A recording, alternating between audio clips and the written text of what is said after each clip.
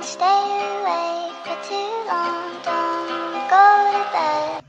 Assalamualaikum warahmatullahi wabarakatuh. Nama saya Nina Sakina dari Prodi Kebidanan Bogor, Poltekkes Kemenkes Bandung. Saya dari tingkat 1A. Di sini saya akan menjelaskan tentang peranan mahasiswa dalam memerangi korupsi sebagaimana tugas dari mata kuliah PBAK. Sebelum saya menjelaskan apa sih itu korupsi di kampus itu, seperti apa korupsi di kampus, sebelumnya saya akan menjelaskan terlebih dahulu mahasiswa dan sejarah perjuangannya. Mahasiswa merupakan suatu elemen masyarakat yang unik, jumlahnya tidak banyak, namun sejarah menunjukkan bahwa dinamika bangsa ini tidak lepas dari peranan mahasiswa. Walaupun zaman terus bergerak dan berubah, namun tetap tidak ada yang berubah dari semangat mahasiswa.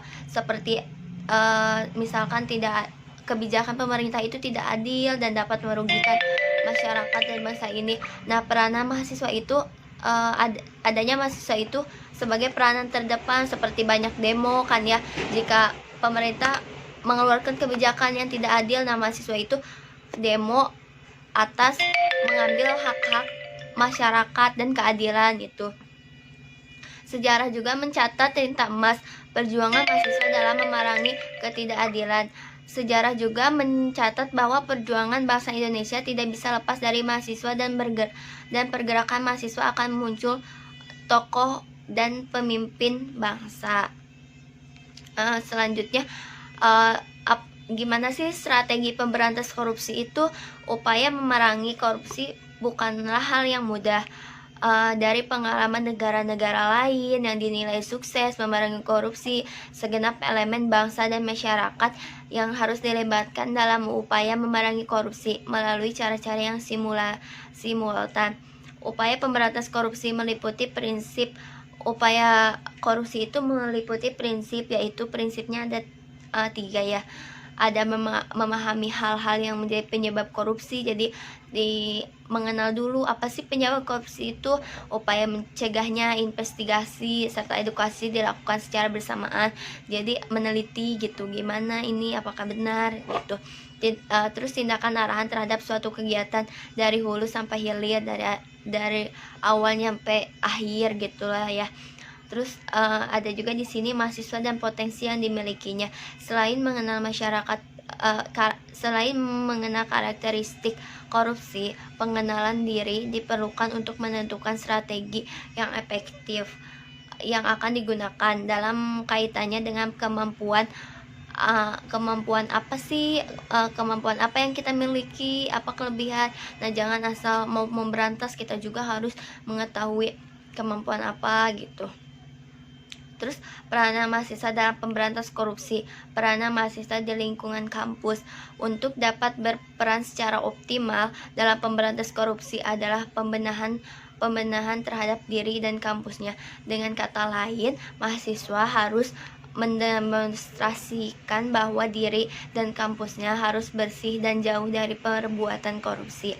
Untuk mewujudkan hal tersebut, upaya pemberantas korupsi dimulai dari awal masuk perkuliahan.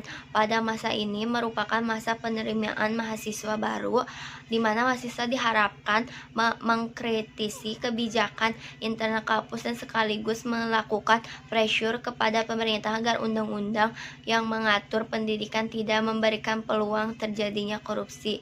Di samping itu, mahasiswa melakukan kontrol terhadap jalannya penerimaan mahasiswa baru dan melaporkan kepada pihak-pihak yang berwenang atas penyelewengan yang ada.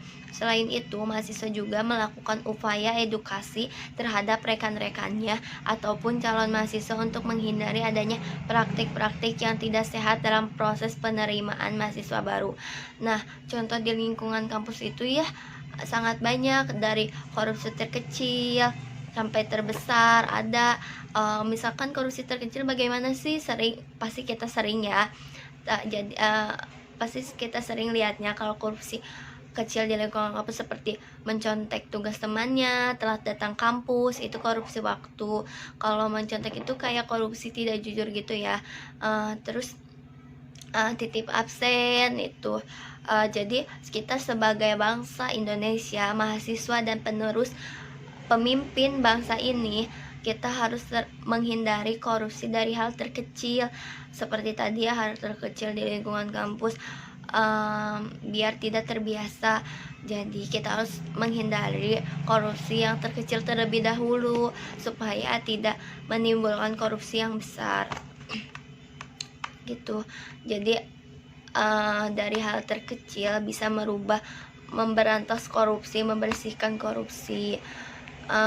Terus selain itu, mahasiswa juga dapat melakukan strategi investigasi dengan melakukan pendampingan kepada masyarakat dalam upaya penegakan hukum terhadap pelaku korupsi, serta melakukan tekanan kepada aparat penegakan hukum untuk bertindak tegas terhadap pelaku untuk pidana korupsi. Tekanan tersebut bisa berupa demonstrasi atau pembentukan opini publik. Mahasiswa juga dapat melakukan peran edukatif dengan memberikan bimbingan dan penyuluhan kepada masyarakat, baik pada saat melakukan kuliah, kerja, lapangan, atau kesempatan yang lain mengenai masalah korupsi, dan mendorong masyarakat berani melaporkan adanya korupsi yang ditemui pada pihak yang berwenang. Nah, jadi kita juga sebagai mahasiswa kan sudah belajar ya. Sebagai mahasiswa pastilah kita orang-orang yang terpelajar. Jadi kita juga harus mengedukasi, melakukan penyuluhan kepada masyarakat betapa buruknya melakukan korupsi yang dapat merugikan orang lain.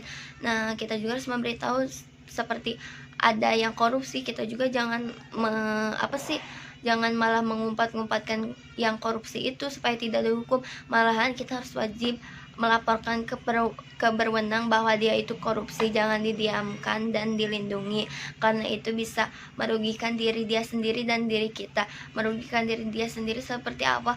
Merugikan diri dia sendiri seperti kayak itu kebiasaan gitu.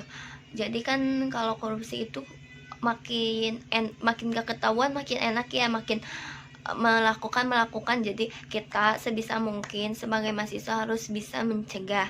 Cukup sekian dari saya, kurang lebihnya mohon maaf karena saya dalam masa pembelajaran. Wassalamualaikum warahmatullahi wabarakatuh.